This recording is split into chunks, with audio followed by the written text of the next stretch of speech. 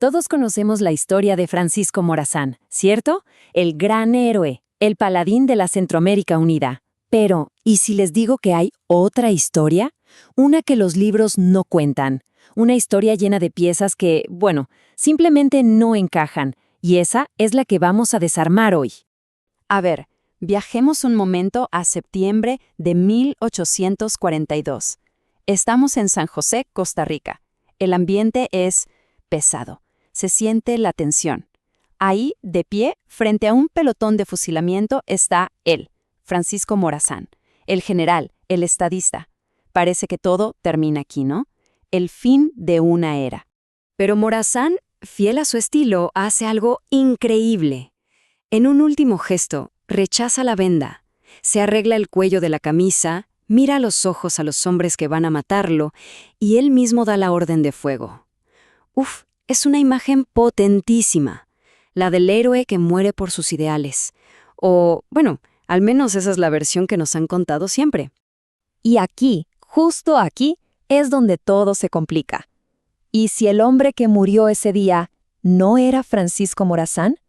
Ojo con esta pregunta, porque abre la puerta a una teoría que, de ser cierta, pondría de cabeza no solo su muerte, sino toda la historia de Centroamérica.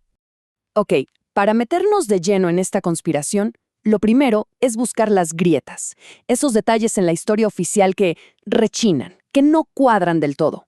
Y no son cosas menores, ¿eh? Hablamos de preguntas como, a ver, ¿por qué su estatua más famosa parece un mariscal francés y no él? ¿Por qué hay tantas inconsistencias en los registros de su muerte? ¿Era de verdad un constructor de naciones o quizás una pieza en un tablero mucho más grande? Cada pregunta nos aleja más de la versión cómoda y nos mete de lleno en una trama oculta. Empecemos por la primera pieza del rompecabezas. Y es una que está a la vista de todos, ¿eh? Justo en el corazón de Tegucigalpa, la famosa estatua ecuestre de Morazán. La versión oficial es, digamos, práctica, casi aburrida. Fue un error, no había presupuesto, compramos la que había. Pero la otra teoría, la de la conspiración, esa es mucho más interesante. Sugiere que no fue un error, sino una señal, una pista dejada a propósito para decirnos que el verdadero Morazán ya no estaba ahí. Y es que, piénsenlo un segundo, si la cara en la estatua no es la suya, ¿qué más nos han contado que tampoco es verdad? Esta duda es la que nos obliga a ir más allá, a escarbar más profundo. Porque esta teoría va más allá de un simple escape.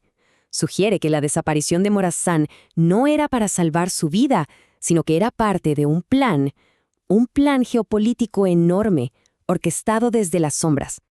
Para entender esto hay que ponernos en contexto. Siglo XIX. Las logias masónicas no eran simples clubes de amigos. No. Eran verdaderos centros de poder. Ahí se planeaban revoluciones, se decidía el futuro de países enteros, casi siempre en contra de las monarquías y de la Iglesia. Entonces, la teoría dice que todo el proyecto de Morazán, su sueño de una Centroamérica unida, en realidad no era suyo, era un plan trazado en logias de Londres. El objetivo, crear un solo Estado, laico, unificado, y lo más importante, preparar el terreno para que potencias extranjeras controlaran un futuro canal interoceánico. Y esto nos lleva de vuelta a su muerte. A ver, si todo esto es cierto, hay que preguntarse, ¿cómo es posible que un genio militar como él cayera de forma tan fácil? A menos, claro, que su derrota no fuera una derrota. Es que no hay que olvidar quién era. Morazán era un estratega brillante, un tipo que ganaba batallas que parecían perdidas. No era un novato que cometería un error tonto. Y de repente, en Costa Rica, lo acorralan con una facilidad sorprendente. Es algo que choca con todo lo que sabemos de él. Así que la pregunta es lógica. ¿De verdad lo atraparon o se dejó atrapar?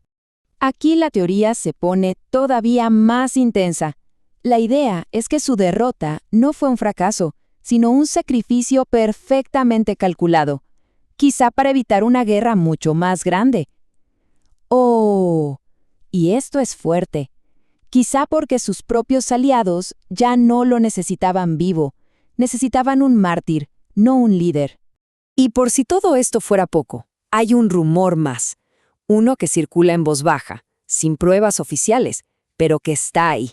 Se dice que el ADN de los restos que supuestamente son suyos no cuadra, no corresponde a un hombre de su edad.